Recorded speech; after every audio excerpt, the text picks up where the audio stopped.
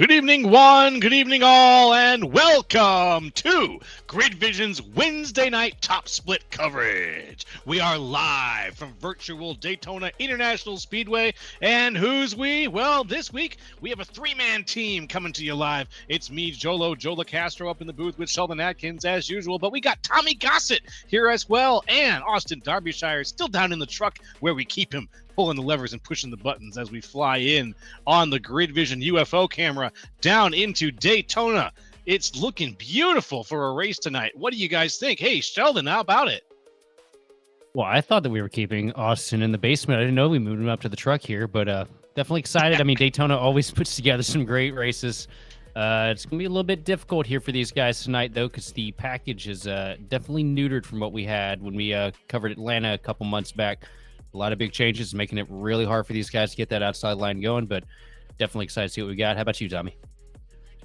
Yeah, this package is totally changed. It's a totally different deal. It's going to be all about linking up with your buddies and maintaining them runs as you have them. Like you said earlier, Sheldon, momentum's hard to come by, so you got to move it when you got it. All right, Sheldon, can you give us the keys of the race real quick here? Let's see. Yes, absolutely. I mean, start things off first. Most important thing, you want to find your friends. You want to find somebody you can work with, somebody you can trust. It's going to be so difficult to work this thing solo with the way the package is. You got to have a group of guys that you can work with and trust not to kill you. Number two, momentum is hard to come by. If you get a run, you got to take it. I mean, if you stay mired back there in traffic, you're going to get pretty much screwed, and track position is going to be so hard to come by tonight. So it is, every time you get a run and you got somebody there, take it. And then finally, just don't want to die. Like we say every time we come to the super speedways, there's going to be big wrecks. There's going to be chaos. There's going to be a lot of people driving over their head and a lot of egos that need to get put in check. All right. Well, we are about to get things started here because qualifying has just finished. So let's do the grid. Let's break it on down here. Starting things off on the pole position, it's Brendan Meal with Dylan Banks in second. Third, it's going to be Derek Heitman. With fourth, Noah Bitts. Fifth, Joseph Galata. Sixth, John Williams. Seventh, Matt Hollabaugh. Eighth, Richard Garcia. Ninth, Adam Benefiel. And 10th, Zach Range. Take it away, Sheldon. Starting off the grid here in 11th place is going to be Daniel Nanny with Paul Hildes outside in 12th. 13th is going to be Nolan Hodgson with Keegan Sabilo starting 14th. Starting 15th is going to be James Houghton with Roger Pierce in 16th, followed by Reese Schaefer in 17th and Joseph Causey in 18th. Then rounding out the top 20, it's going to be Jaco Phillips and Justin Levine. On to you, Tommy. So in 21st on the inside road, we got J.R. Borbema, followed by Rocky Boyd on his outside. And then in 23rd, we've got Joey Israelson and Perrin Huggins. Did you lose, Tommy? No. Take it. Yep. No problem. And then in 25th is Wesley Parker, and 26th is Sean Anderson. 27th is Caden Dietrich, and 28th is Maggie McGuire. And on the inside is Indy Cassie, followed by Blake Neer in 30th. Back to you, Jolo. Thank you very much, Tommy. Sorry about that. 31st is going to be Matthew White, and 32nd, Nick Olson. 38th, Justin Campbell, or 33rd, Justin Campbell with 34th, Austin Edstrom. 35th, Jake Motti, and rounding it out, Bradley Brandon in 36th. That's going to be the whole field there. Not bad. And definitely a stacked group of drivers here. A lot of good drivers on super speedways too to keep your eyes on here. I'm looking forward to seeing potentially with that two-car tango of Austin Edstrom and Justin Levine to be capable of, because I've been in a lot of Talladega races with those guys throughout the years. I know that they're itchy to get to the front, but I really don't think that any car out here is out of the realm of possibility for winning tonight. I mean, we know that the draft tracks are great equalizers, and I've run a lot of A-Opens this week, and I can tell you one thing, man, it's scattered all across the board which team is best, because everybody is so close right now in times when they're in these packs.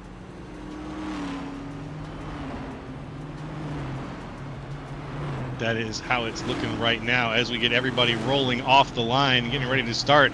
We see some folks in the chat already saying, keep your eyes on a couple of cars here. The 17 to wreck the field, says KDead24, and Rocky Boy the third says that 10 car is catch, fence, or win. I think he might have an in. Yeah, Rocky is on track, so, and, I mean, hey, look, keep your eyes on Rocky too. That guy has been known to have a flair for the dramatic here in the A Open. as long as I've been around.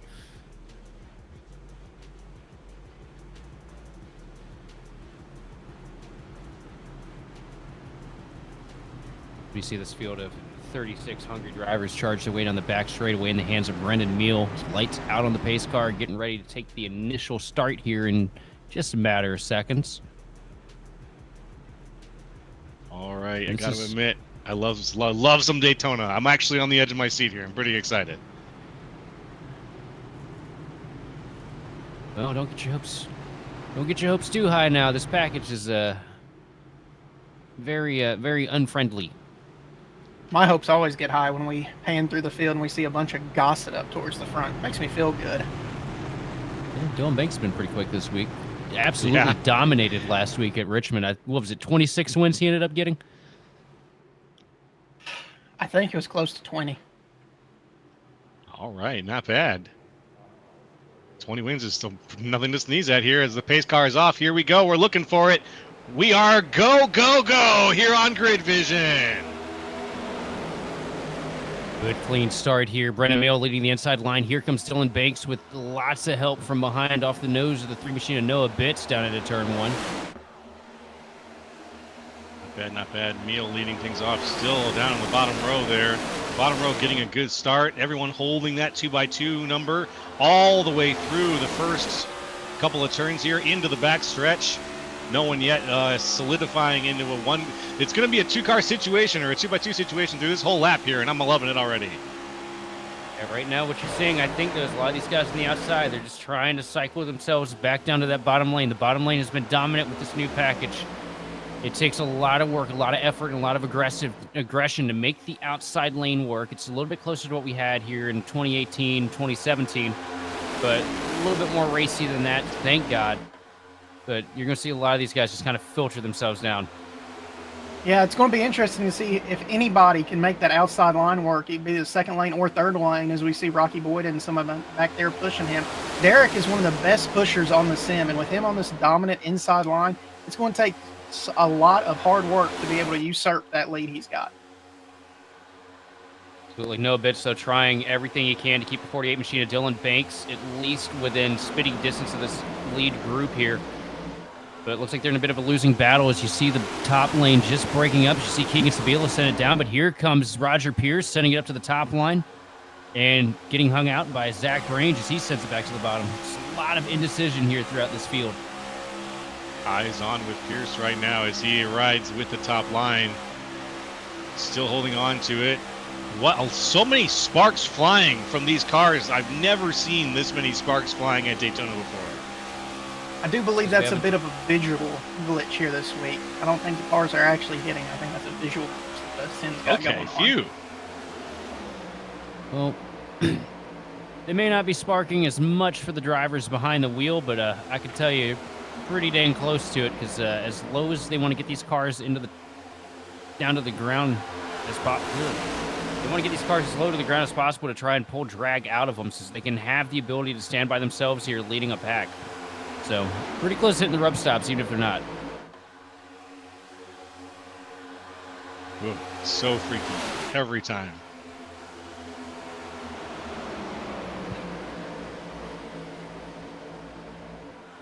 See that outside line starting to mount a little bit of a charge off the back of Noah Bitts pushing the 48 machine.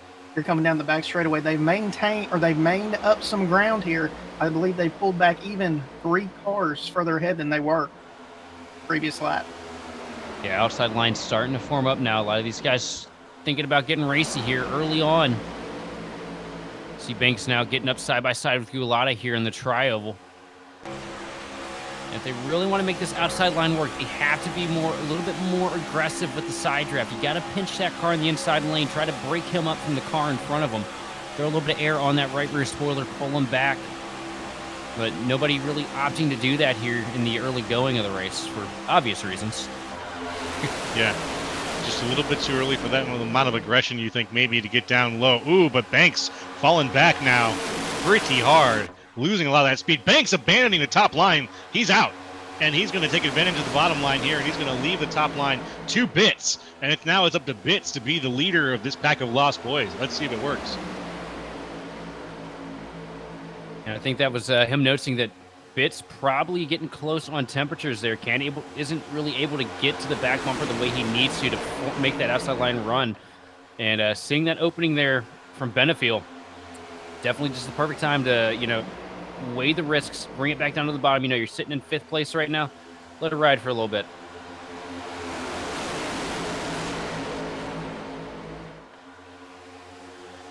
Out in front, Meal looking pretty good. Still the front 5 cars here in line pretty good all the way back to Banks. That's where Bits is sitting right now. But coming around into 3 and 4 here, Bits is going to make a little bit of a move. Going to put it side by side a little further up the field. He's making the move all the way up to Galata now. Can he get further? And the first car to figure out what being hung out at dry feels like right now is the 22 machine of Wesley Parker. Got stuffed up to the outside lane there for a second, lost about 8-10 spots in one corner. See him start to tack onto the back of the field here, but the outside line, just not enough cars to keep the momentum in their favor here. See one guy trying 3 wide. That is the 27 machine. Blake Neer, and it's not working out for him too well. Not at all. Shouldn't laugh. Shouldn't laugh. Ooh, contact that in was 3. close. Yeah.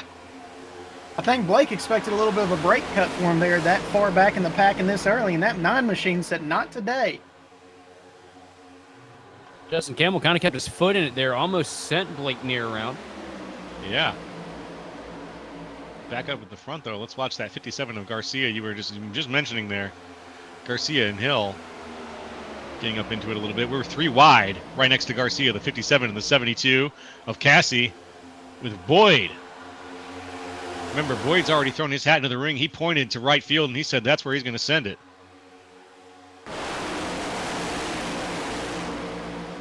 Yeah, Rocky Boyd, notoriously a records or checkers kind of guy here, and really excited to see what he can do here on an equal playing field with Daytona. Someone who does a lot of these races and has been in quite a few NISs with Rocky this year alone. Yeah, he's definitely a person you don't like having anywhere around you in these things. Always makes you scared. Always makes you scared. You never know what he's going to do. No predictability whatsoever.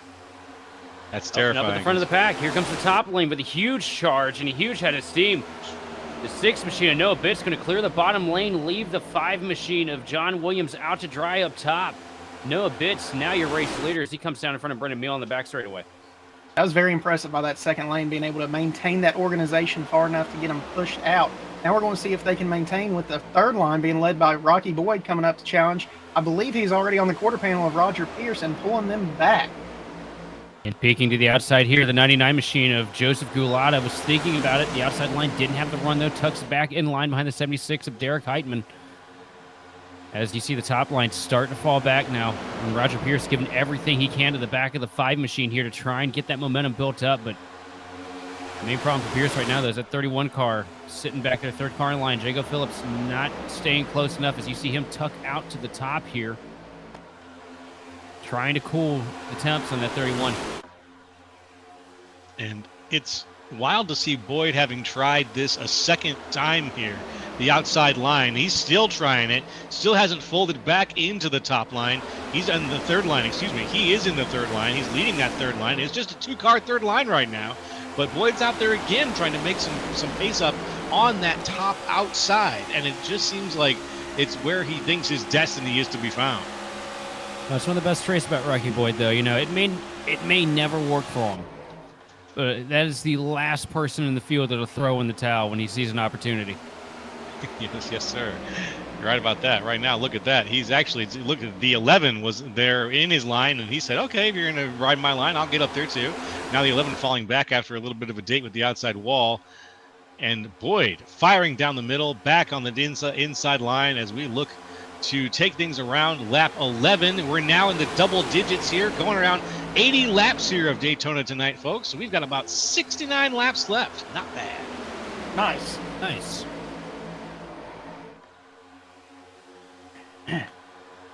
Going around, we've still got a 3 wide situation here, which has been so wild. You know, I was expecting 2 wide. I was expecting a single file for a lot of this, and few options. Oh, around goes the 5 of John Williams off the nose of the 31 in the first caution of the night. Had to open my They're big still mouth. piling Several into cars involved. Justin Levine, Austin Edstrom, the 41. Keegan Keegan's Sabilo in the involved. 77. Oh, you hate to see it. Oof. Causey, I believe that's Causey in the 88 too. No, that's Causey in the 88. Basically, all of Keegan's team taken out in that one wreck. Wow. Wow. The good news for these guys, though, 12 laps on the board, still early in the night. A couple more cautions. They can get those things fixed back up. We get a look at the replay here to see what happened. These are some of the cars in the back. Yep. This is a little further back from where things started, but we can see down to the inside. Oh, that's Austin Well, Edstrom's Edstrom was involved. Poor Yeah. JR. getting Had no grip destroyed on that after the grass. fact by the sixth there. That's a late hit. You can't really blame JR on that. He had no grip. Range involved, rocky. No, I don't blame him at all. You're right about that. But is this the epicenter here that we're watching? That's the 5 machine of Williams.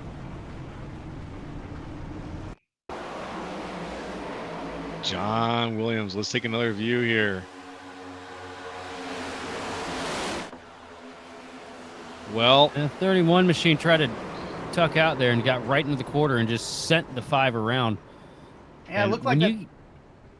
When somebody spins out coming into turn 1 or into 3 here at Daytona, it is unmissable. There's nothing you can do to avoid it aside from park, and even then you're probably going to get run over by the guy in front of you that doesn't know there's a wreck happening yet.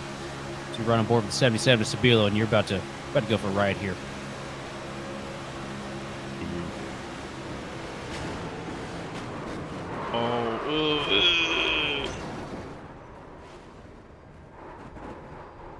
Keegan, just no indication that there's anything happening in front of him until he's pretty much deadlocked into a real rough break for last week's Richmond NIS winner. So we're on board with Phillips here on the. Just gets right into him. I'm not quite sure what the thought process was there, but. It looked like to me he was trying to go on that inside line and just tried to think more of it there at the last second, and it was more of a half move, and unfortunately, John Williams paid the ultimate price for it. he lost the duel of the fates. Got caught in the jaws. He was shoot, I'm trying to think of other John Williams scored movies. Brain not work. Okay, well, I made 2 good jokes. Horse is not strong with this one, is it? Thank you. We'll stick with Star Wars. That's He's giving his probably the most best famous Ray one. impersonation right now. Hey! Just mid. We're going to start calling you Jaws, Joe. I accept.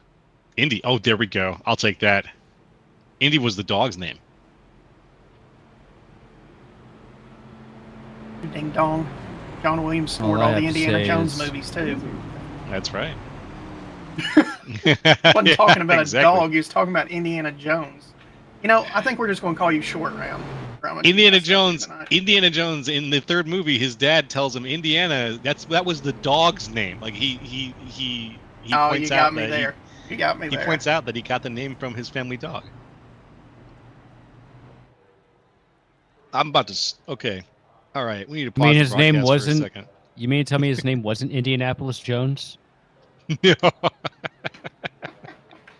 His name was Henry Jones, just like his dad. Come on. Did you know that BAT is short for Bathu?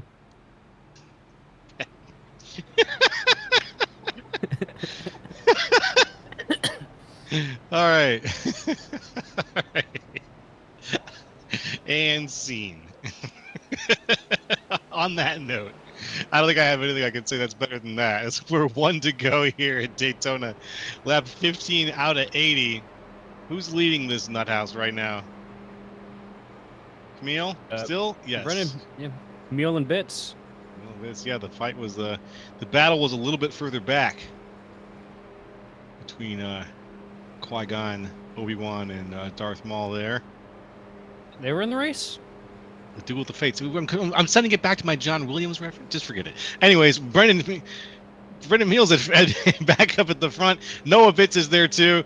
The pace car is going to be off, and we're going to be looking to get things started here very soon as we come back around. If you're We're about to going tell me into the that you're back my stretch father, I'm gonna be first. Yeah. really pissed. No, sir. Dada?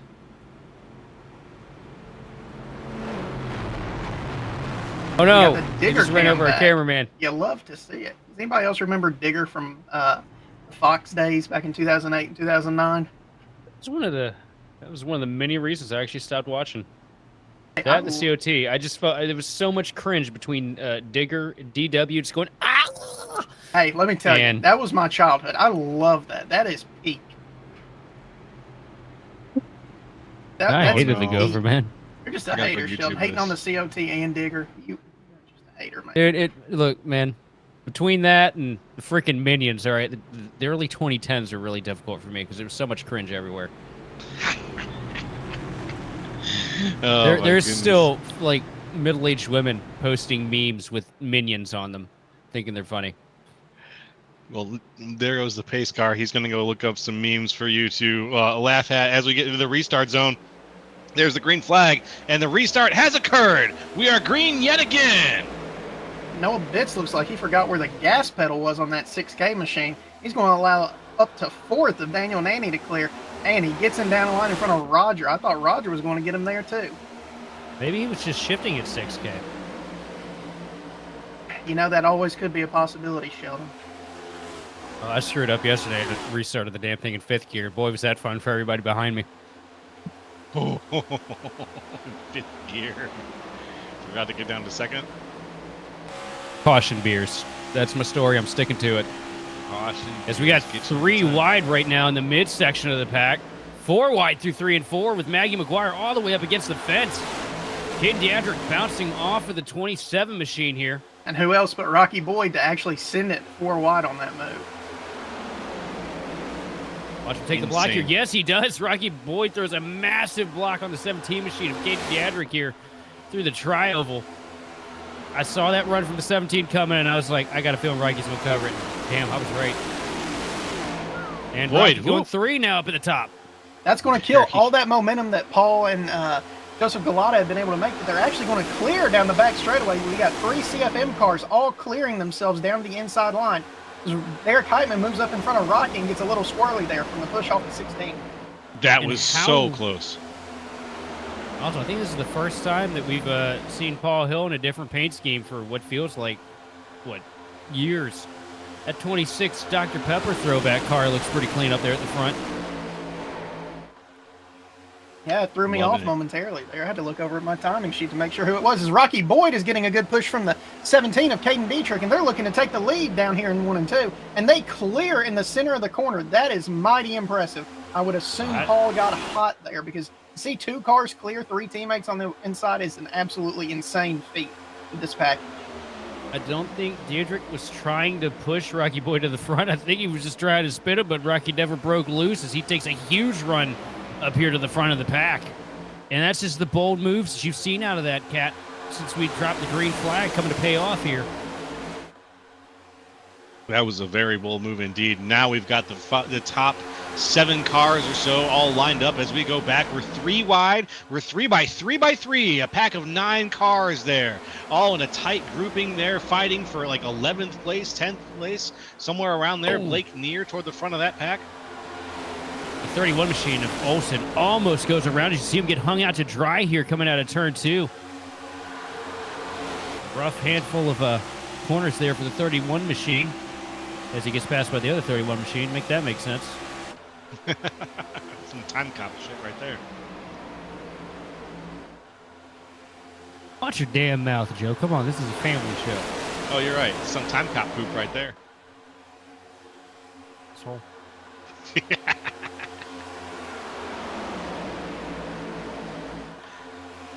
What do we got? We got more 2 wide action here. Brendan Neal, our former race leader, is now sitting 8th, actually, having fallen back.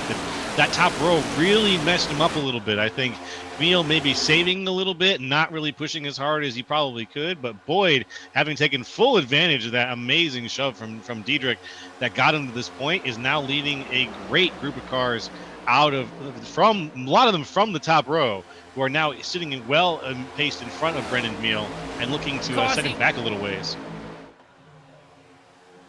Kazi went to make a 3-wide move, or sorry, Roger Pierce went to make a 3-wide move there, almost lost it on the back bumper of the 31 machine. Olsen checks up, keeps it back in line though, but that was almost a really dicey moment there for the 27 Caterpillar Camry.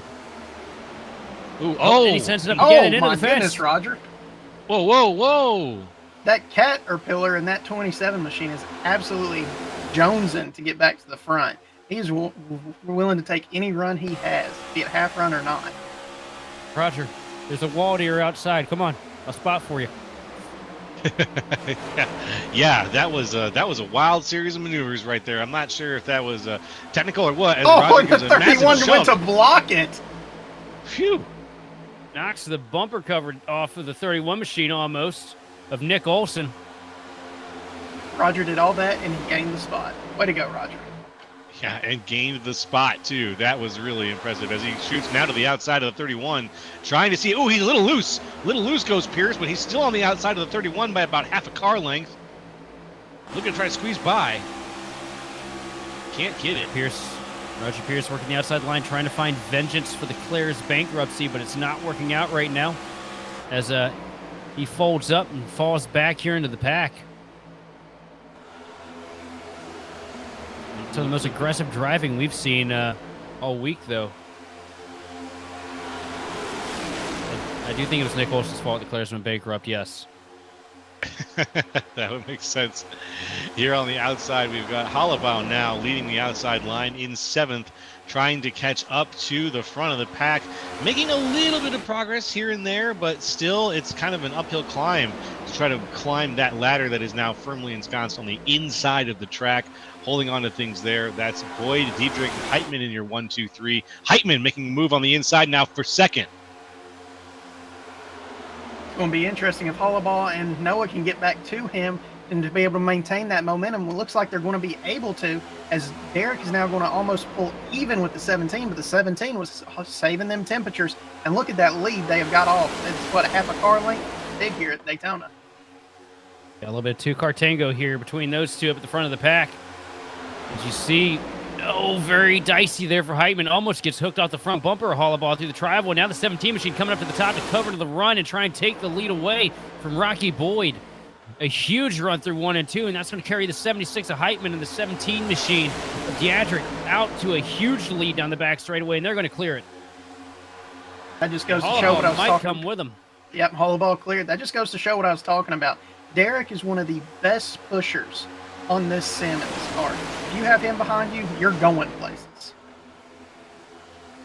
Wow, that was really, yeah, I'm going to keep that in mind because as soon as Diedrich was out there on the outside, he really shot forward like a rocket. You're not kidding at all. That 76 really made some moves there and made Diedrich's move completely worth it, as now Boyd sits back in 4th place. Still up 18 from where he started, but back in 4th place. The one thing I've noticed this week, it used to be a big problem back in the day, and I kind of realized it. You gotta be careful when you get a Chevy pushing you, though, because that bumper still feels like it's got a little bit of bite to it when it gets to you. Olsen cycling back now through the outside line. The 3rd line doesn't really have anything. One car on the apron. Where did that Huge car come from? I can't believe they were all able to hold on to that. Yeah, I saw the wave happen, and I just, wow, what a moment. As everybody very professional, very, very good, holds on to their lines and reacts like a school of fish.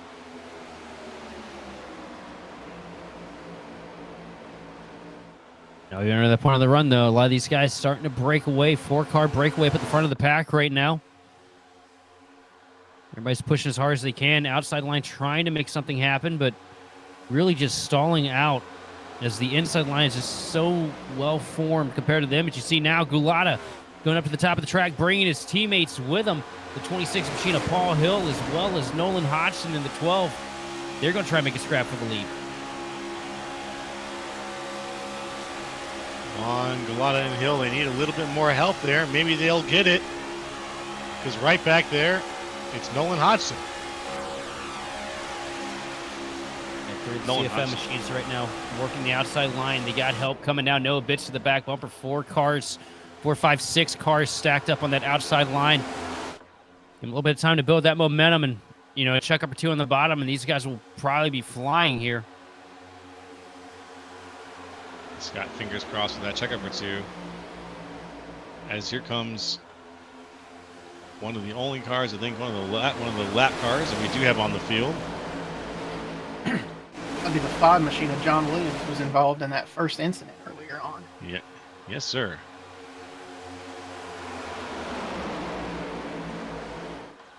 Williams is going to give them a little bit of space here as everybody goes ahead and cycles on by.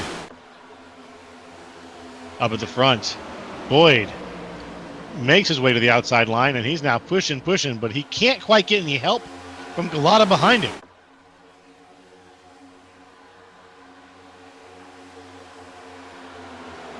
Here it comes. Yeah, Galata doesn't really have much interest in pushing anybody this week. Trying to get up there and lead as many laps as he can, but doesn't have the opportunity to think anything else. 2 in the wall back step there. Out there. The 27 car got hooked into the outside wall, that green car. Ooh. Yeah, that's Blake Neer.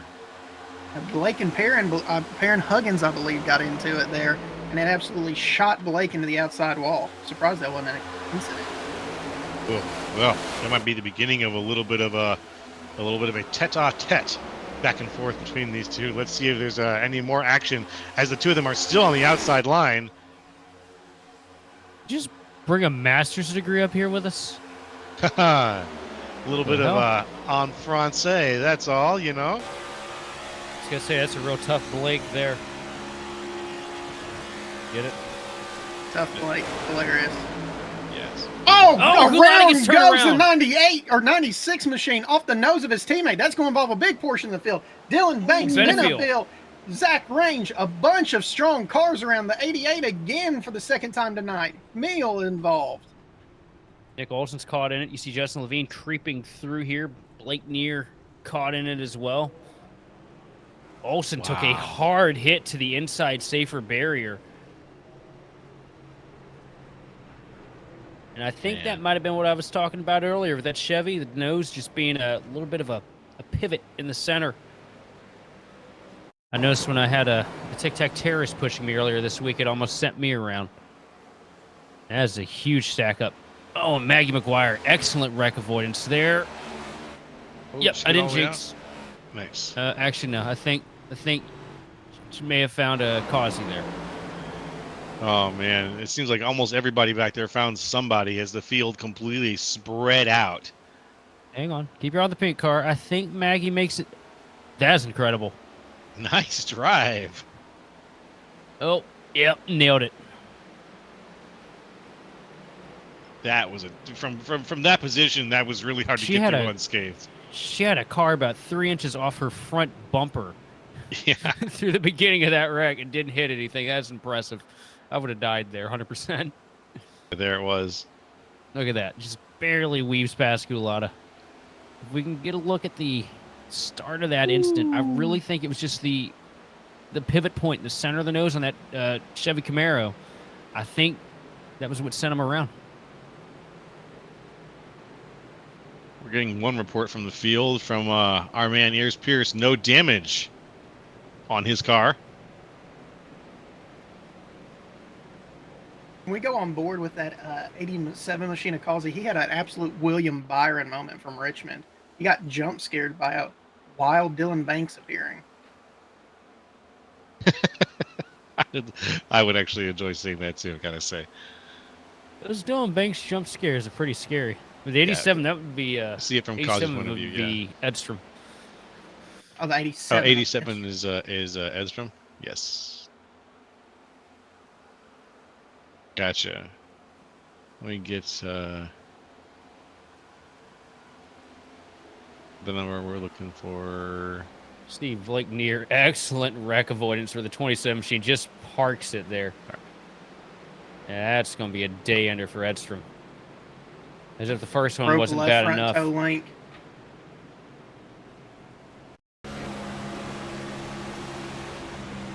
He's going to be riding here on the outside, and he thinks he hasn't missed.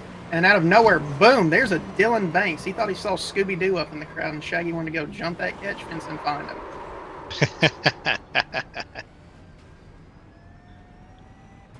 We do have, as you see, one meatball for Zach Range. Yeah, if Edstrom's got under 5 minutes of damage, he's going to be lucky, because the front of that car looked like someone from Alabama Smile. It's all crooked. Oof. I know exactly what you're talking about. Here's Range's hit. Oh, wow. Look at that wheel. Yeah, that's Dunzo right there. Completely destroyed the front left.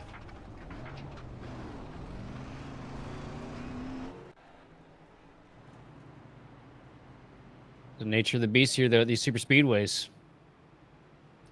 It is. We've had two beastly ones here at the super speedway so far. It was around lap 32 out of 80 here at Daytona.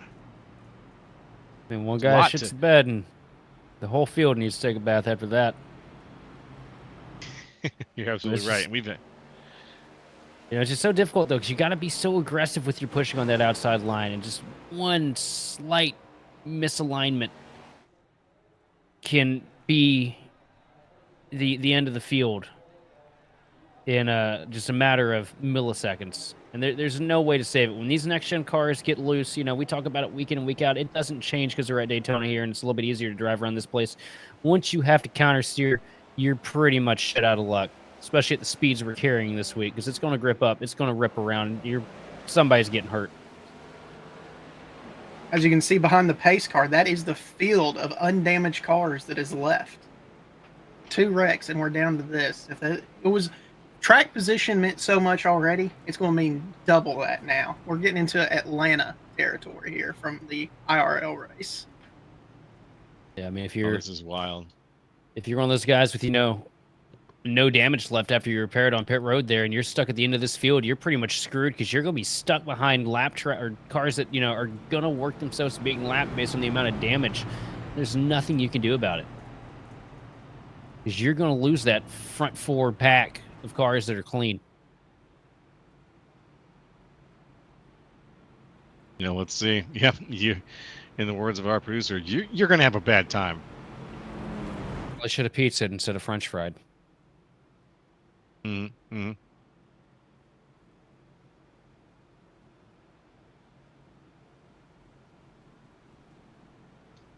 Right now, what was it last year that Chase Elliott pizzaed when he should have French fried and had to take a couple weeks off? Or was that year before like last? Legit, he was out. Oh, skiing? he had a skiing accident. Yeah, he had a skiing accident and was gone for a bit. Amazing. Got to be careful, boys. Got to remember how to do that. Got to slalom. Oh, was it 23? It was the same year that he tried to kill Hamlin at Charlotte. Gotcha. He towed instead of heeled. That was the problem there. Now let's see here. We've got the pace car about to go off here. He's gone. We're looking for the restart zone. Second restart of the night. Second yellow of the night done. Let's see what happens here at Daytona here on the Wednesday night top split coverage.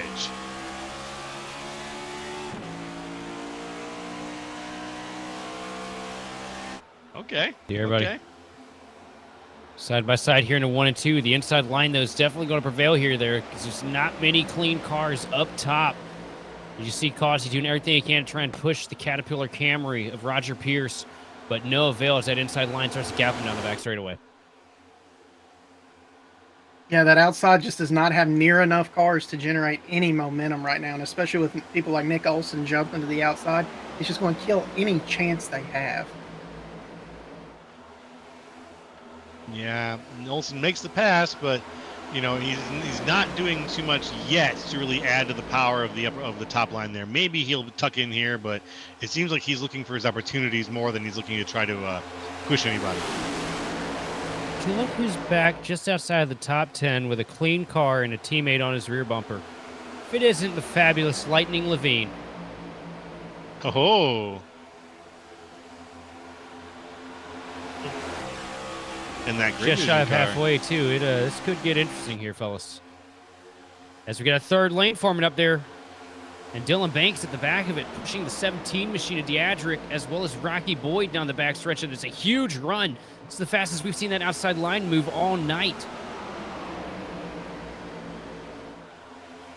Yeah, that's a good way to describe it. It really really is. Contact there. And Diadric's going to get hung out to dry here. Nope, Rocky Boyd looking back up. These two seem to have a pretty strong tango together. And Banks just desperate to gain any track position he can here, knowing there's a mountain of destroyed cars in these middle and bottom lanes. Diedrich 3 wide with the grid. The 3x3 grid right there, still pushing forward.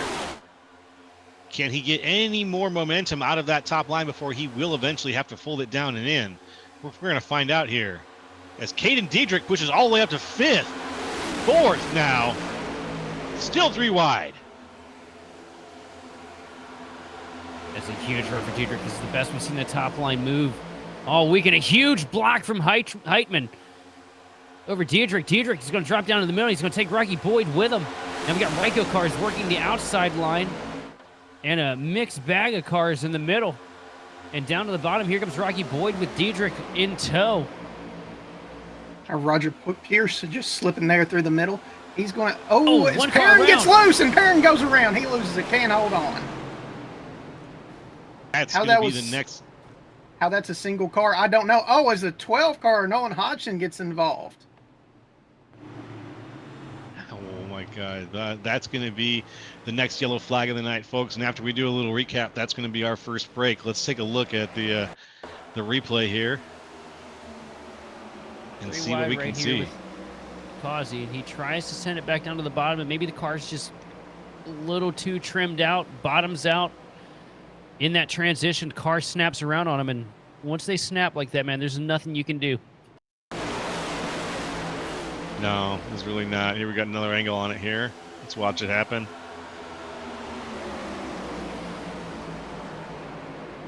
Ooh. Just a quick graze there. Oh, and then that's that wall slam. That's gonna be that could be a night ender too. That's a difficult situation to be in. 2021 Daytona 500 ended like that for me. Oh, that's unfortunate, my man. We're gonna take things to commercial, and when we come back, we'll have more racing for you here from Daytona. So don't go nowhere.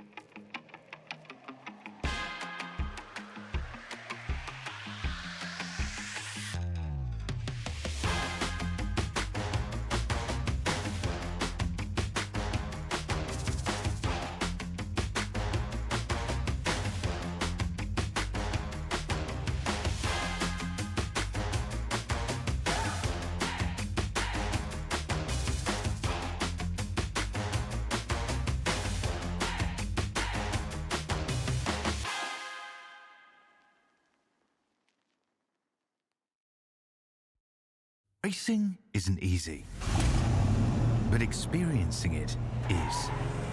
iRacing puts you in the driver's seat with the industry's leading sim racing game.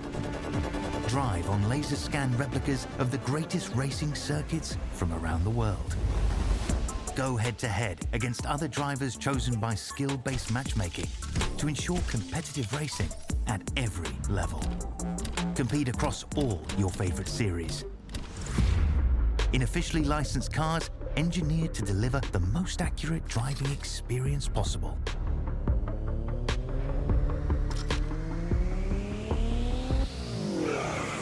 Join a race or host your own with players from across the globe. Race against the computer or in a league with friends.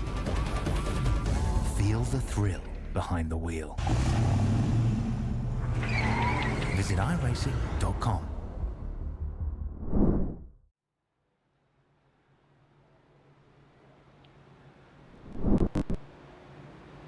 Hey folks, welcome back to Grid Vision's Wednesday night top split coverage. We're here at Daytona International Speedway, virtual Daytona International Speedway, and it's me, Joe LaCastro, Sheldon Atkins, and Tommy Gossett up in the booth this week for the three-man team, bringing you the best iRacing has to offer. Oh, no, I forgot about, I can't believe I would say that. I didn't forget about Austin Derbyshire, but you're down in the truck, pulling the levers, pushing the buttons, and making it all happen. No, he totally forgot. You totally forgot about Austin. I only read what's on screen. I kind of admit that I kind of Ron Burgundied that. I only saw our three names on screen, and my brain just sort of shut off for a second and just read those three. But hey, you know what? Shame on me. Shame on me. Yeah, I will absolutely. Like, this is Darby's. Been here from day one. Like, how do you forget him? Let me guess. You forgot it. You forgot his cat's name too, didn't you? Karen. No, you remember Karen, but you don't remember Darby. What a piece of work you are! I swear to God. It's why you love me. Roger, what's the beer count right now? That's a good question. Yes. Yes is the beer count right now. Beautiful.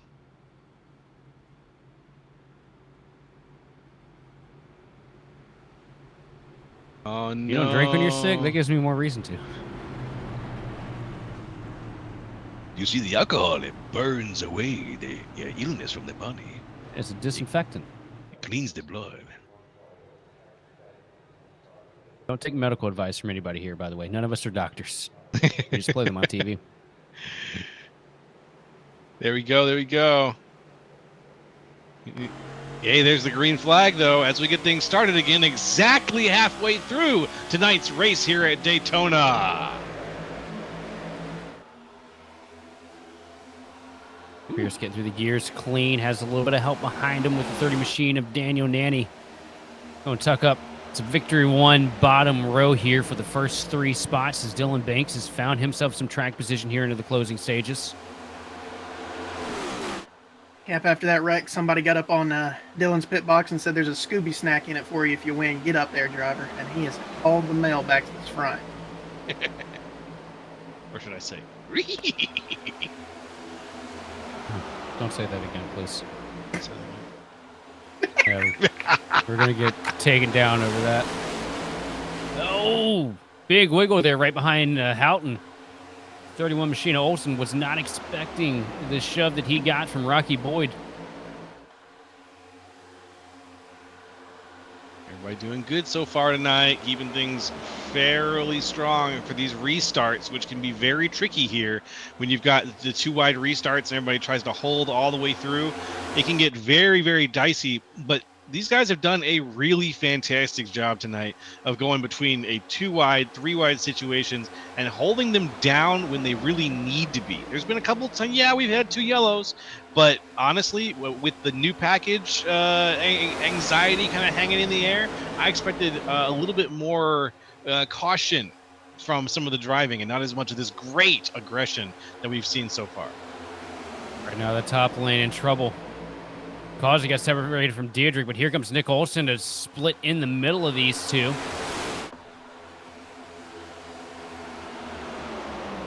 fourth car in line, just not given the help they need. Phillips not able to get up to the back bumper of the 88 machine of Causey to really push him forward, to bring the momentum to the back of the 31 machine to push that lead.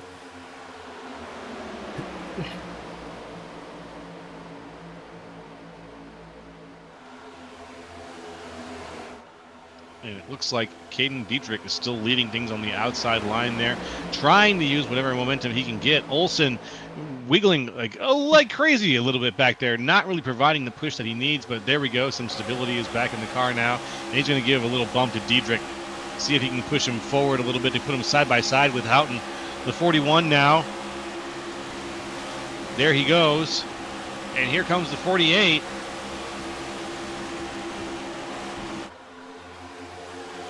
Dietrich right now doing an excellent job working the side draft through the corners here. Trying to get those cars broken up from each other. As you see Brennan Mill tucking out on the top line with Derek Heitman in tow. And Rocky Boyd on the apron here.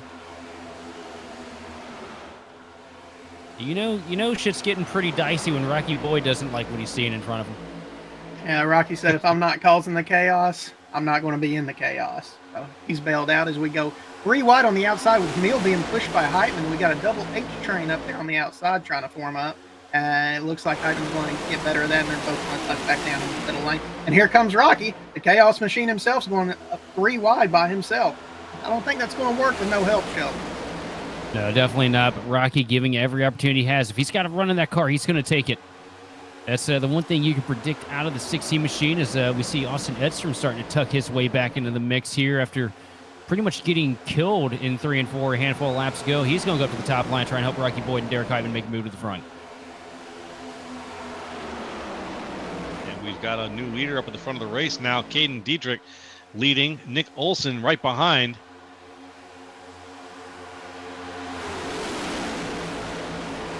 Olsen almost taking the rear bumper cover home as a souvenir sheet metal on the 17 machine with a huge push down the front straightaway. And Causey now leading the outside line with the 31 machine of Jacob Phillips. And Phillips just not giving Causey the pushes that he needs. Just about hooks him out of turn 2. Not staying center on the bumper. That's going to cost these guys a bunch of time down this back straightaway.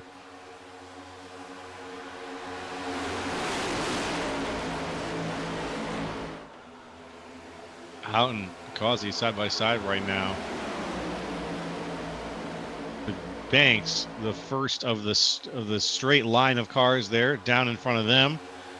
He's just looking behind him, wondering when one of those 2 guys is going to be able to have the momentum to catch up to him. Banks holding down 5th place right now. He's down 3 from where he started. The guys in front are actually in pretty good shape from where they started right now. Let's talk a little bit about that real quick. Dietrich up 26. Nick Olsen up 30 places from where he started. And Roger Ears Pierce up 13 himself. Everybody double digits. Everybody in the 1, 2, 3 level of the 10s place. It's crazy. There's just so much movement up here in the top of the race right now. And Trout's big equalizer here, making it easier for these guys to work their way through. But at the same time, once you get up into that top 10, it's so difficult to make anything happen. Because everybody's just so packed together. The runs are so sparse. You see right now, Brennan Mill sending it down to the bottom, into the middle lane here, trying to cover Joseph Causey. And around goes Derek Heitman into turn 1. Derek saves that car. Unbelievable save out of the 76 machine. I think Causey just saved his life there. It'll be interesting to see if that 76 machine has any left front toe damage. Wow. What a snap. What a save. That was a whale of a save out of Derek. And this is going to separate us into 2 different packs here at the front.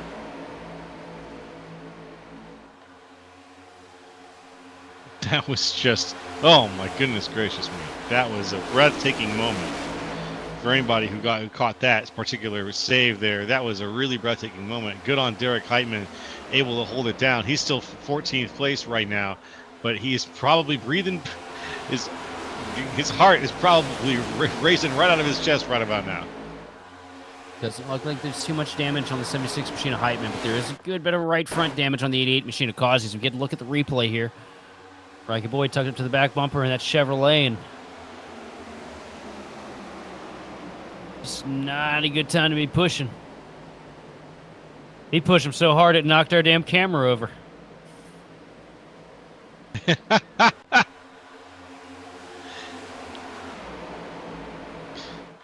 That's okay. Chopper Dave is taking the week off this week. We'll have the chopper back next week with some that Grid Vision chopper camera action. Yeah, with the proximity to the airport on the back straightaway, local Daytona beach officials wouldn't allow us to send the Grid Vision chopper up, so we're kind of stuck with what we got here this evening. Yeah, Colby Jackson Yes, is sir. the usual pilot, but the FAA wouldn't give him clearance. Oh yeah, absolutely not. Absolutely fucking not. I wouldn't give him clearance either, based on the few things I've seen and heard.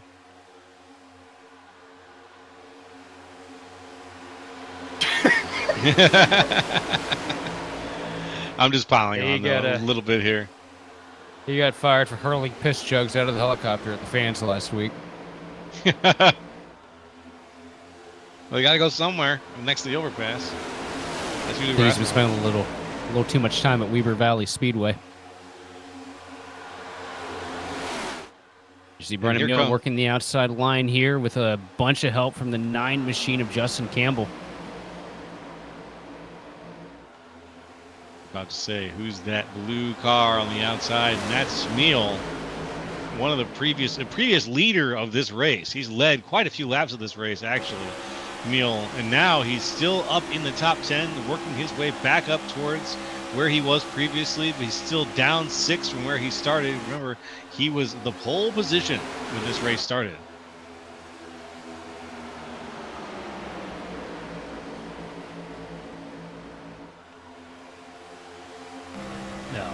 No, Roger talking about not having fun out there, and honestly, with this package, it's Look at those more eyes. or less. We could see that straight into dude- his eyes on that clear that clear visor, just dead inside, no emotion whatsoever. That's the beer and the Adderall kicking in there for Roger Pierce, the 27 machine. Whiskey But, tonight. no, it's like he was saying though. It's not fun. And no, there's really not much fun about this package. It's not like the old one where you could just make something out of nothing. You're pretty much just locked in behind the guy in front of you until either the guy in second place has to back off and you guys get just completely jumped by the outside line, or you just stay on the bottom in a single car procession. There's not much as far as runs to be had, especially not we dwindle down the field with a bunch of good cars getting damaged early in this race. It's going to make it really hard for any runs to happen at the front. But trying to prove me wrong right now, Brendan Meal locking bumpers with the 9 machine here into turn 3. But they've kind of stalled out here once they've gotten to Nanny.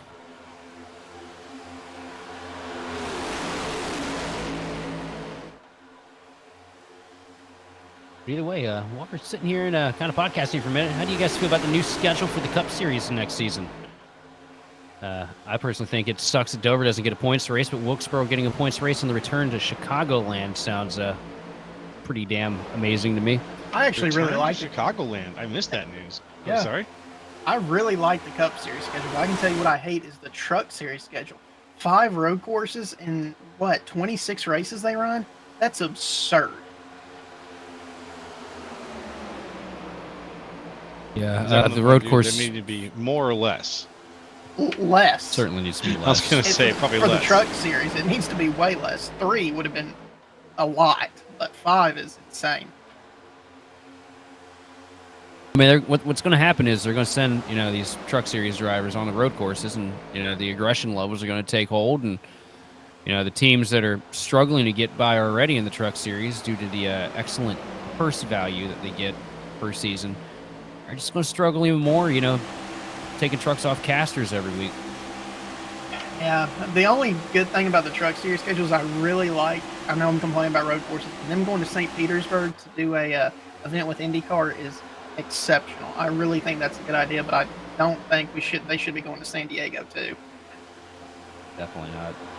3 wide, Roger Pierce looking to the inside, trying to take advantage of that lap car of Perrin Huggins. A little bit of excitement up in the front, so we got to get back at it.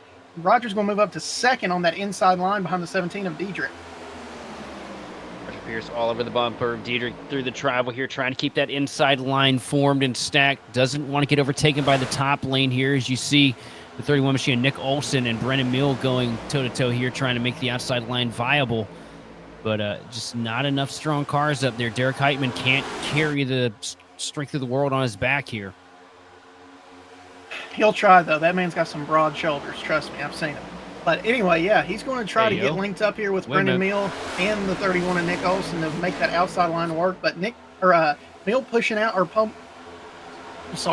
sticking out like that's going to kill all the momentum that outside line has.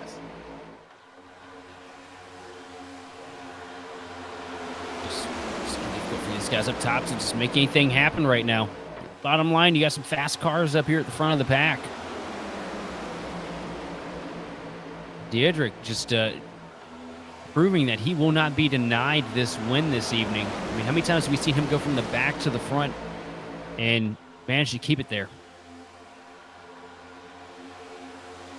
Let's see if he can right now. Dietrich is not alone and has not been at all for this race. It's one of those things where you kind of hope you can get a little bit of a lead on things, but it's just not happening right now, and I don't think it's going to anytime soon.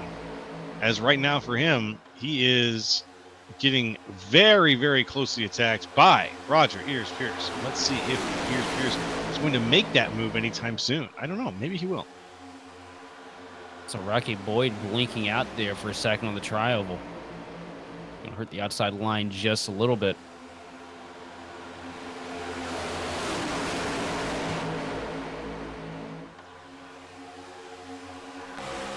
Bit's now taking over control of the outside line here in the eight machine. Sends it up to the top here in front of Nick Olson, trying to get a shove down the front straightaway. And look at the momentum, the ground these two are clearing now. They've locked up. They pull Brennan Meal around through 3 and 4. Noah Bitts trying to close the advantage to the lead, but it looks like the run's going to stall here through the tri-oval. Brennan Meal not able to get center to the back of Nick Olson here.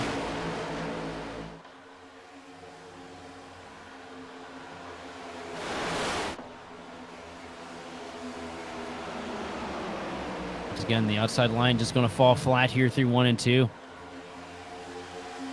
So work down the back straightaway. Caden Diadric out in front and in control of this thing over Roger Pierce, Daniel Nanny, and Dylan Banks. And if you're Diadric, you know that once it comes down to crunch time, those 3 cars lined up behind you, they are going to tuck out and they're going to hang you out to dry. So we're 3 wide through 3 and 4. Almost contact there from Derek Heitman to Rocky Boyd. Oh, it's so nerve-wracking. These 3-car situations, now we got 3 by 2, 3 by 2 basically. It's 6 cars involved, and that could be anybody's car at game the front. That's going to bring everybody on the bottom line to the top. The question is anybody in the back going to get caught up in a mess here because of this? Because everybody having to take aversive action to get past the 27 machine of Blake Neer. He's going to get accepted in the pack, but the man voted off the island is going to be Joseph Costas. He gets shuffled down the middle here. And Derek Heitman gets up to the back bumper, and that's going to straighten them out.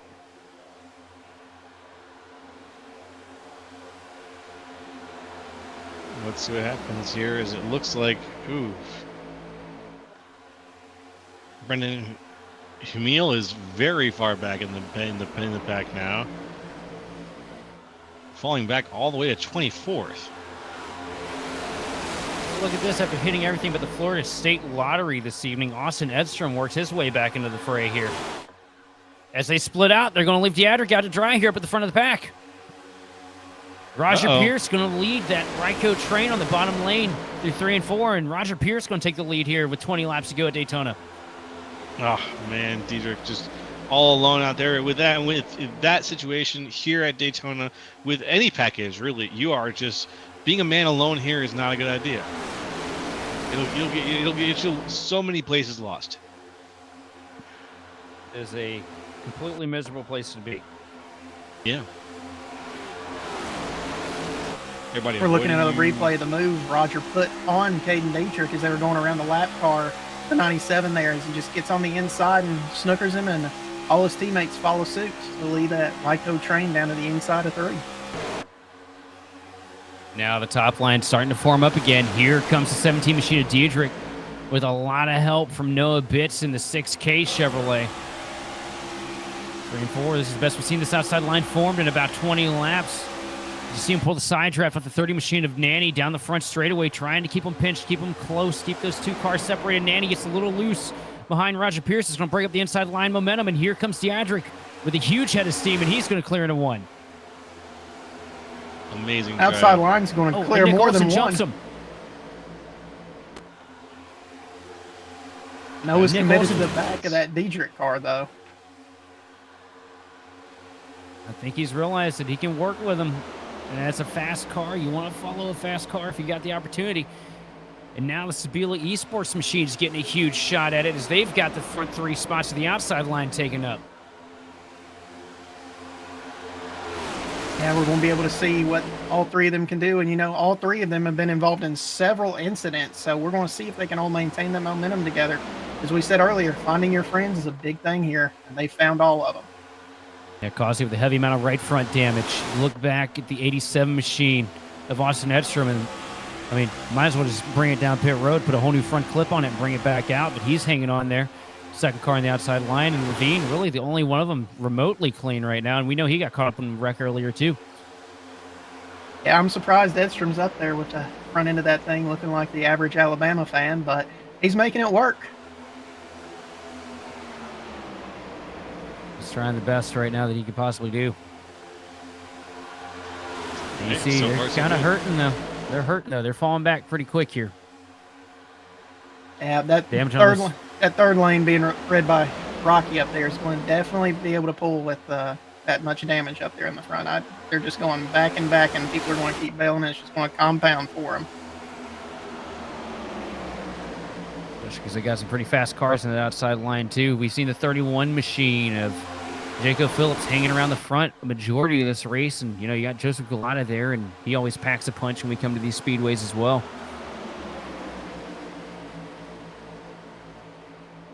And here comes Derek Heitman with a bold Dale Jr. caliber move all the way from the bottom to the top here in front of Rocky Boyd into 3. Incredible maneuver for the 76 machines. He's going to take the lead of the top lane.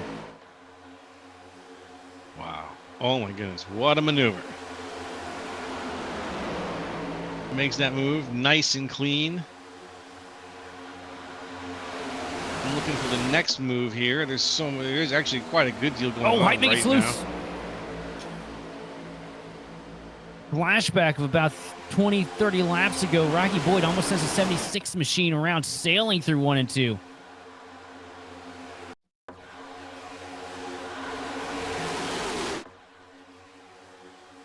So we get a look at the move he made here. Watch him all the way down there to the bottom since it's straight up at the top. I saw Junior make that move a lot here back in the day at the Super Speedways. Didn't work out for Heitman there, but he took the opportunity, and that's all you can really give him. Yeah. When you see it, you got to make the move. It is pretty much as easy as that. And it gets more complicated as you figure out how to make the move. But when you see the opportunity, make a plan and take it. As we see all the Ryko cars making a plan here and looking to take their opportunity to go the outside. They moved up to 3rd on the outside beside Nick Olson, and Roger is digging for more with Nanny and the 48 of Dylan right behind him. And what I'm really liking that I'm seeing out of these guys up here in the top lane, those first 3 cars, is Victor 1 or Ryko machines. They are straight as an arrow going down the straightaway, all locked into each other's bumper. And on that bottom line, you got a lot of wiggling, a lot of misformation here. Make it hard for them to be able to fight this off. Well, we're going to see if they can as we go around lap 68 right now of 80. Roughly 12, 13 to go here. What lap did we go green? Does anybody remember? I think we went green right at halfway. We went green right at halfway. We've got a pit stop left in the show. Oh, yeah, I'm certain we do. Ooh. Green flag Let's stop, so this look can for be a it. heartbreaker here.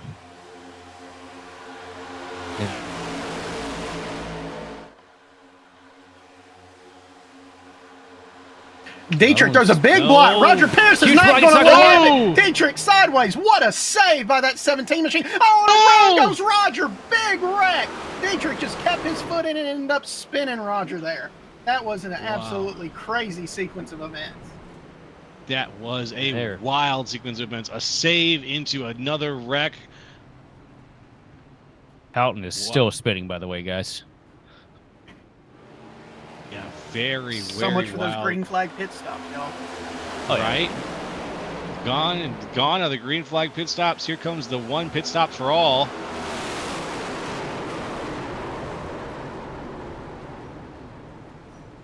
That right there, that was a little bit of no lift from one, and well, you know what? You're gonna do that. I'm gonna get you back. Out of all of it, I think Roger came out fairly unscathed through all the people who ended up in that wreck. Yeah. Yeah, Kane just missed times a block, and Roger says, too late in the race for me to lift for that, and then they ended up 4 wide, and they just came together again. I don't know. I think that was a little bit more of a ping pong scenario there for Diedrich. Oh, yeah, for sure. Like, from one angle, it looked like he said, "No, you're gonna shove me out like that. I'm gonna take you around." But I just think they got hooked together. They bounced off each other, and when you end up in a situation like that, it's just so hard to judge where that car is gonna set off at. Oh, my James God! hit Look the at Houghton ramp and went airborne. taking the Joker lap. If that 11 car wasn't there, he would have absolutely pancaked that outside wall. That would have been a Kurt Busch level rear end impact. We look further back in the field here, see the 35 get turned, get collected with Paul Hill and another car. I could not quite tell what car number that was.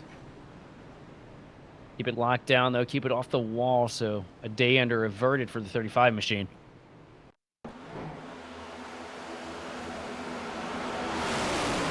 Yeah, I really think everybody got off kind of lucky. I don't really see any really hard impacts. I think all this is going to be repairable, and they'll still be in the fight. Of course, they're not going to have track position and probably get green flag with 8 to go, pending overtime. Yeah, we're probably going to end up in an overtime situation here.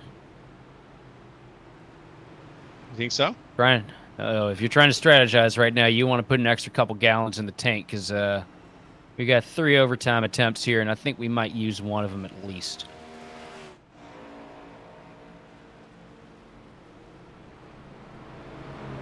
You can stay out here, though. No bits in the 3 machine. 6K machine up here at the front of the pack over Dylan Banks. I'll tell you what, man, it's been a tear for the Dylan Banks in that 48 machine the past couple weeks, just dominating week in and week out. Won just about everything he can win at Iowa. Comes, backs it up the next time we go to an oval at Richmond. Cool would be to see him keep that streak of wins alive here at Daytona. I would love to see it. So you got sitting there in 3rd place, Joseph Causey. Been a while since that 88 machines crossed the stripe taking a checkered flag. And here at these super speedways, Joseph always seems to find his way into the mix in the closing laps. And I know he'd definitely be more than happy to snap the winless streak here in NIS.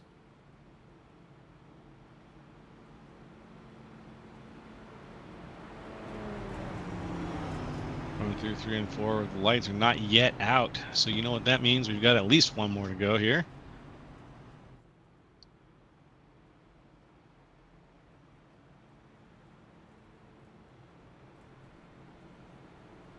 Only 3 laps of caution here at Daytona, typically.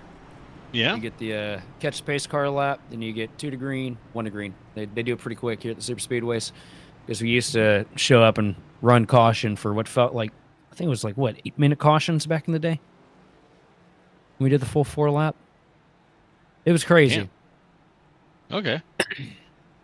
Yeah, they sped the pace cars up, and then they, on top of that, shortened the caution laps. Let's give us quick yellows. That sounds weird. Yeah, back in the day, pre-short caution. You want to talk about long Daytona races in Talladega? They were nightmares to do, weren't they, Sheldon? Oh, it was terrible. But the best news is, if you had damage, you had enough time to pretty much go back home, pull out a backup car, put it back on pit road, and get your seat in it and get going. Yeah, it's weird. You could get hell. I remember Remember, there's a Daytona race one year, and this is a little TMI, but I don't really care. It's Wednesday night. Caution came out about lap 120, and I had to go to the bathroom to relieve myself. And I realized that I could do everything I needed to in about a single caution lap at Daytona. Came back out, didn't lose a lap. It was awesome. Did You you love wash it your when hands at least? Yes, I did. I had Germex at the desk, actually. Oh, Germex. Oh. That's always a good substitute. So we're fixing to go Love back green here. I believe it's going to be 8 laps to go when we take the green. A little quick rundown of your order. We got Noah Bitts in first, Dylan Banks occupying that outside of row 1, followed by Joseph Causey, Rocky Boyd, and the 22 machine of Wesley Parker rounding out your top 5. Tommy, I also did happen to have toilet paper on hand, so it's not like the hand really got that messy. We do live in a society, brother. Can't work Oh, with my this. goodness. Can't work with this, Darby. Unbelievable. And the lights are off on the pace car. We're going to be getting things going here very shortly here for what might end up being the last stretch of Daytona. Let's see. Fingers crossed, folks, as we go around 3 and Doubt. 4, I believe. There goes the pace car. We're getting ready. Here comes the restart zone. And we're green yet again here at Daytona. No bets get through the gears clean. Dylan Banks going to drop down in line behind him. Joseph Causey going to hold on to that third spot on the bottom lane as the outside is led by Rocky Boyd and Joseph Gulata. Also, correct me if I'm wrong here, Tommy, but isn't Bitts is also still on the Ryko plan?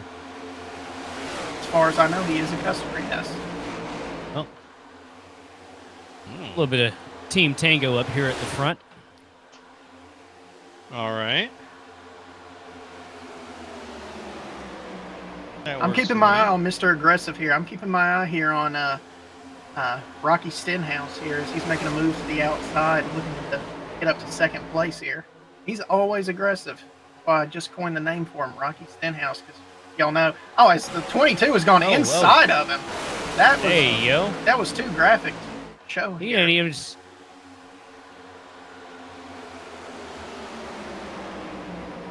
He didn't even spin on it. Derek Heitman all over the back bumper Rocky Boyd. Remember, when the shoe was flipped on these two, both times Heitman almost wrecked. It's true. That's true. You know Heitman ain't going to lift here. Leading the outside right now, the 31 machine of Jaco Phillips.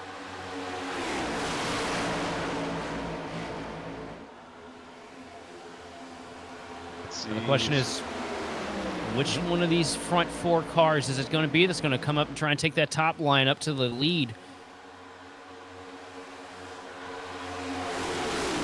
Once they get a good run, somebody's going to jump out here, and that's when we're going to have a real race on our hands. Yeah, I think you're right. Good It's going to be question. Joseph Gulata. Oh, maybe. Gulata to the outside through 1 and 2, down the back straightaway, trying to get the momentum to get to the front of the pack here and break up this Ryko Tango on the bottom lane.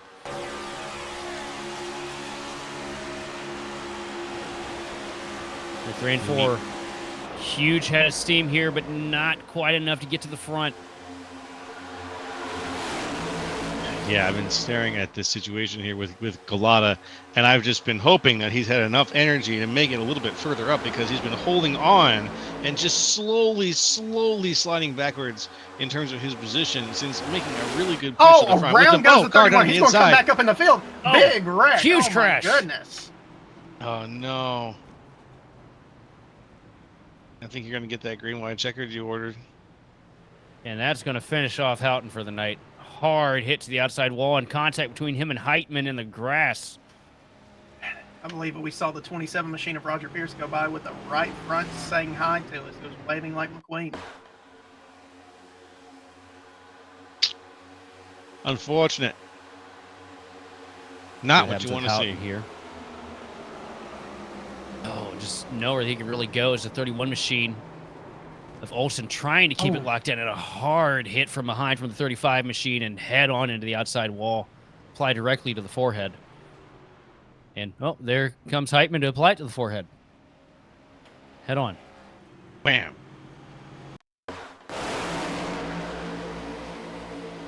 All right, let's take a look at the Rayback machine here. See what it has to say. Start with Olsen.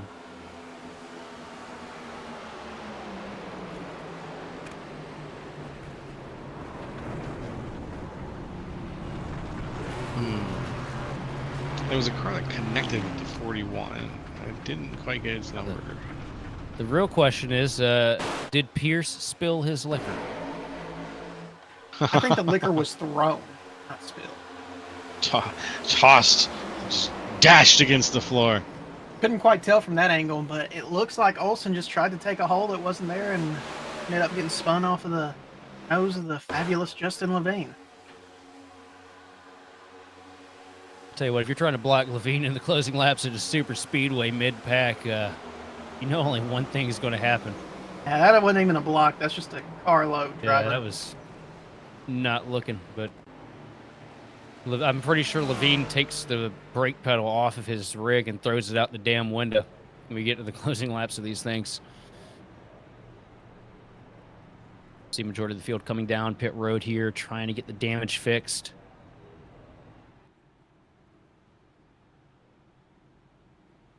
Well, Roger,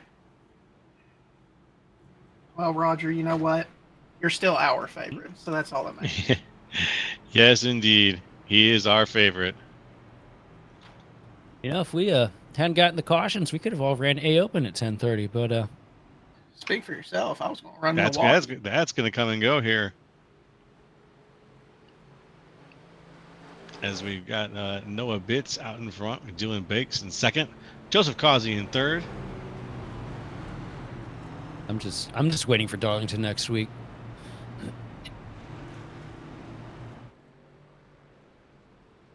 Darlington. It's going to be a little bit of a Darlington. Kyle Petty situation next week, if y'all know what I'm referencing when he was driving, when he was commentating for TNT and yet driving the Sonoma race. Not a fan of Darlington. I love that place, man. Oh, I'm not sure what you're referencing, but I want to look it I up. don't know what you were talking about there, Doug. Y'all don't know what I'm talking about. So when Kyle Petty was a commentator for TNT during the summer series in 2008, I believe, he ran Sonoma, and he was the in-car commentator for TNT. Oh, and yeah. they had a What live the fuck mic. was that? Yep, they had a live. Yeah, that was great. They had a live mic on him, and they cut to him when he was when he got wrecked, and he's just cussing a storm up when they cut to him. And Adam Alexander was like, "Well, we apologize for it." I quote Dale Jr.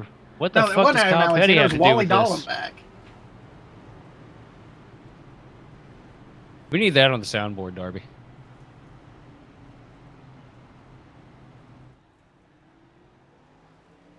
Needs Absolutely. We need, yeah, we do need some Daytona USA soundboard clips here. That would be excellent.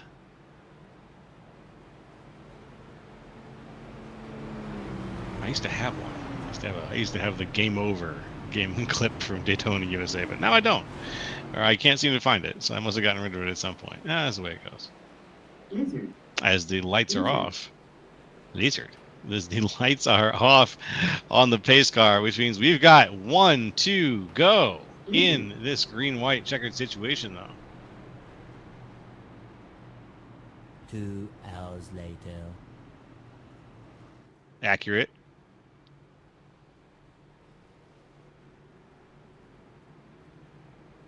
Going around. Banks and Bits. The bees have it out here at the front. Look at this. Maggie McGuire. Excellent wreck avoidance earlier in this race. Sitting there 5th place here on this restart.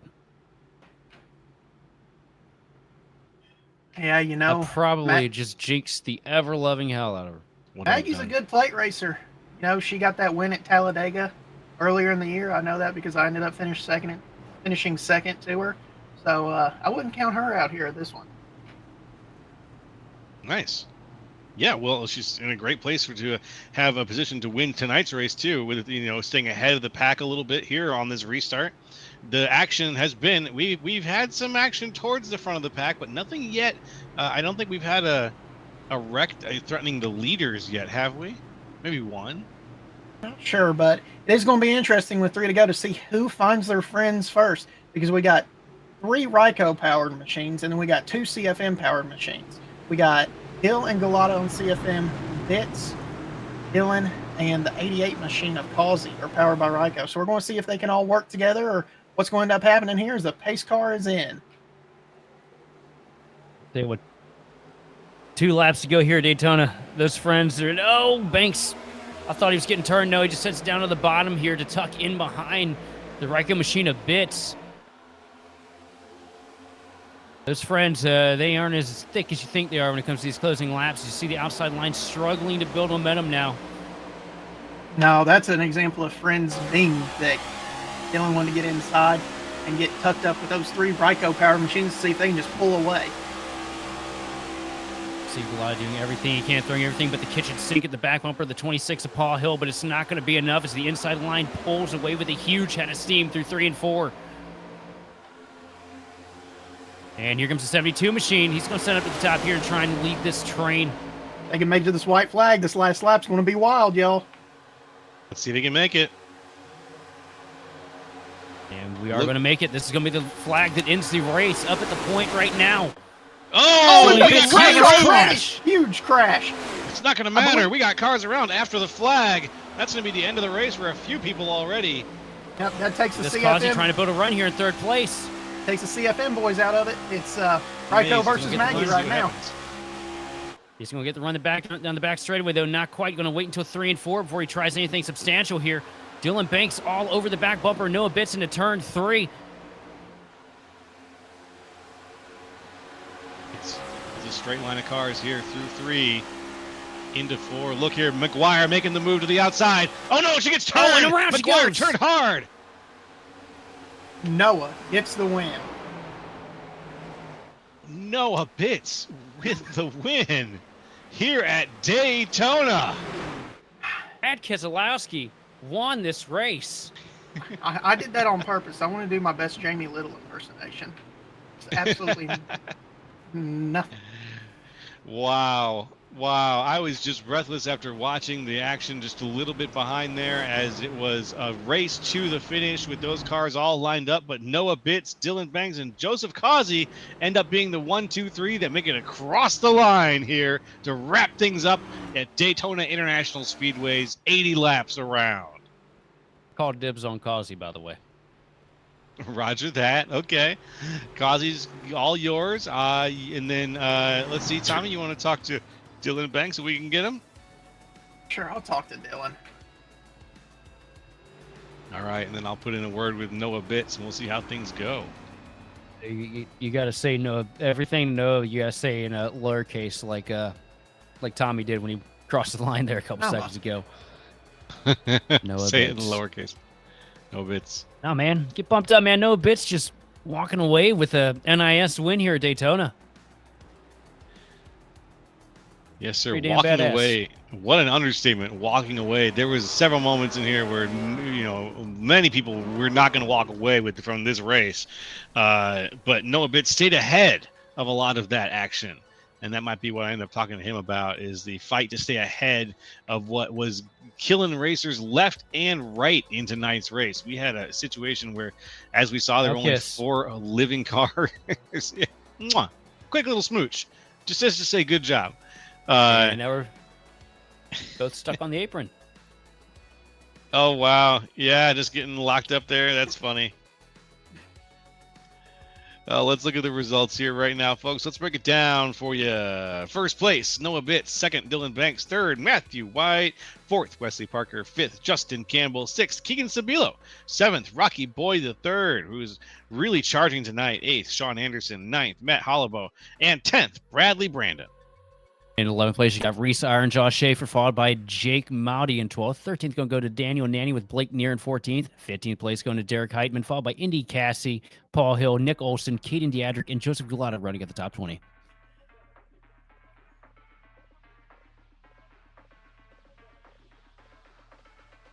In 21st, he had Jaco Phillips. In 22nd, the fabulous Justin Levine. 23rd, Brendan Mill, followed by 24th, Joey Israelson. 25th is J.R. Borbama. 26th is Joseph Causey. 27th, Austin Edstrom. 28th, after that sad wreck at the end, is Maggie McGuire. 29th is James Houghton. And 30th is Aaron Huggins. You got Causey it. is definitely punching the drywall right now. Got disqualified on the last lap there. Oh, that sucks as we round out the rest of the field with Roger Pierce, John Williams, Nolan Hodgson, Zach Range, Adam Benefield, and Richard Garcia. Unfortunate, as they say, as it looks like we've got two people to talk to right now sitting up here in the green room. We've got Dylan Banks and Noah Bitts. And you said that you wanted to talk to Causey? Well, I don't that see ain't gonna Causey happen. right now. Yeah, he 26th. Yeah, he ain't gonna come up in here. It's Yeah, okay, Sheldon. You unfortunate. can talk to Dylan. Yeah, All would you right. like to? Let's go ahead and get Dylan Banks up in here, and I will pass the mic over to Sheldon Atkins to talk to Dylan Banks. Oh, Dylan Banks, Sheldon Atkins up here in the Grid Vision booth. P2, it looked like you were locked in there to try and push Noah Bitts across the line there with the dub. First off, tell me, what do you think about the package here at Daytona this week? It's interesting for sure. A lot of fun. You got to have a group of guys that know what they're doing up top if you want the top line to work. The bottom is just it's OP, it's overpowered. If you got a group of guys that know what they're doing on the bottom, the top just it won't last. And it showed there at the end. The bottom is the place to be. Unless you got a group of guys up there, at least 4 or 5 guys up top that know what they're doing. That's for sure. So definitely happy to bring it home P2. I think this is first time up in the interviewed for NIS, so I'll take it. Like I say, dominating couple weeks for you. The past couple ridiculously high tallies on wins at Richmond as well as Iowa. So we know that you don't really touch grass a whole lot. How you feeling coming into Darlington next week, man? You're funny, Sheldon. I do touch grass. Thank you very much. It's just not the kind of grass you're alluding to, Sheldon. I touch grass, bro. But nah, I'm excited. Ryko's always been very, very, very strong at Darlington. And I don't see it ending next week. I think it keeps on. I think we're going to go out there and absolutely dominate at Darlington. It's one of our best tracks, and hopefully we can go out there and dominate. That's the plan every week, to go in and dominate these things. That's for sure. A big podium finish here tonight in NIS. Who do you want to thank and shout out for the performance this evening? Got to thank you up in the booth. Got to thank all y'all at Grid Vision for the booth. Got to thank the guest commentator himself, Mr. Thomas Gossett, for sure. Hopefully he can hop in the next gen car at Darlington and run some NIS with us. But I think he's up there enjoying the commentating too much. So, but yeah, got to thank y'all for sure at Grid Vision. Make sure if y'all like and subscribe. And follow on the Twitch. Grid Vision's awesome, and a lot of support and a lot of love. Got to thank my guys at Riker Performance: Ken, Derek, Roger, Tommy, Noah, Sean, all of the guys at Ryko. We put a lot of work in each week with these sets, and we're coming out here and absolutely ripping. So big shout out to them guys. Big shout out to my family, and want to give a big shout out to my Lord and Savior Jesus Christ. Well, Dylan, thanks for coming up here and talking to us. I'm going to head it on over to Joe LaCastro here to interview our race winner, Noah Bitts. Thank you, guys. Thank you very much again, Dylan. And I'm going to put you on the spot, Tommy, if you'd like to, as the first time up in the booth in a while. If you want to do this interview, it's all yours. How you feeling? You take it. I don't know the questions to ask. I'm sitting here being a All right, sponge. all right. I'll take it away then. Noah Bitts, can you hear us all right? Yes, sir. Loud and clear. Hey, all right. Congratulations on that gold medal finish tonight, my friend. How are you feeling after that race? Thanks. It's good to get a win after taking a break for this is the first week back. I just want to say, if my mic starts cutting out, it's been touch and go the last couple days, so just let me know. That's all right. There's a little bit of chop here and there, but I can hear you perfectly clear right now, my friend. You managed to stay ahead of a lot of activity tonight. And how did you feel going into Daytona? Was it you were 3 up from where you started after qualifying with the yellow flags? Was your strategy basically on point for tonight after what you planned going in? Yeah, normally I actually just start in the back and ride around for a while until the last half of the race. So I qualified up there and got back. And normally Daytona is probably one of my favorite tracks to go at. I seem to do pretty good here. The runs were tough tonight. I mean, trying to make the outside lane work was a little hit and miss. Some people could really get up there quick. Some people you seem like you just hit up and you just stay in the same spot. So it was really kind of trying to balance if you think that the top lane was going anywhere and hop up there and try and make it up to the front, or if you had a better shot, just waiting until somebody else shuffled up there. Yeah, we saw the top lane try to get utilized multiple times tonight, and there was a couple of times when there was some really, really strong runs up on the top lane that managed to bring things around for a few people in the front and moved one of our former race leaders around to the back. But here at the end, after the last restart, especially, you were in a really good position and you managed to hold off the activity behind you. So, what was your biggest challenge during tonight's race? The biggest challenge is probably just trying to avoid the wrecks. I did get caught up in one, and luckily it wasn't enough to end my night. And then maybe the other biggest challenge is just trying to stay with people who are going to be able to push you. I mean, you make sure you got friends out there, because if you don't have someone who's going to stay with you to the end, like luckily I did, thanks Dylan for that, it's probably not going to work out for you. Yeah, fair enough. Yeah, you definitely did. You got some amazing support there from Dylan Banks to get you across the line. But aside from Dylan Banks, is there anybody else you want to thank or shout out to for your performance?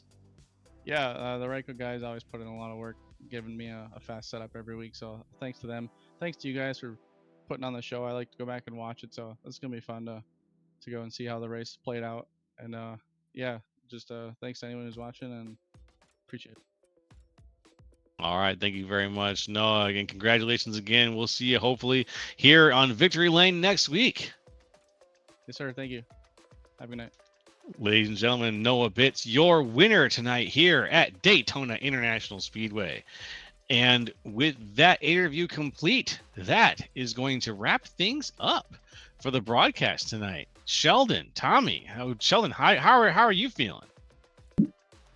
Well, it's not as exciting as what we're used to seeing with the previous aero packages that we've had here at Daytona in years past. But you know what? These guys put together a pretty good race tonight. A lot of chaotic moments, a lot of determined drives, and well, honestly, looking really forward to seeing what the field has for us next week as we get ready to cover Darlington for what's going to be an action-packed race of attrition and tire saving. How about you, Tommy? Yeah, it was a little bit more exciting than I was expecting after peeking in on some of the A Opens this week. But yeah, I'm just ready to get to Darlington and ready to put the driver's suit back on. I appreciate y'all having me up here, and I look forward to being back. It was our pleasure, my friend. We had a good time as usual, and we're going to be having some good times in the near future here. We're going to be back next Wednesday night, folks, here on Twitch. Thanks for watching. Be sure to hit that follow button and subscribe and follow along with all the activity that we have here on Grid Vision. And so once again, from the entire Grid Vision team, we want to thank you folks for watching and for participating in the chat. I had some great chat participation tonight. It was really a lot of fun to talk back and forth.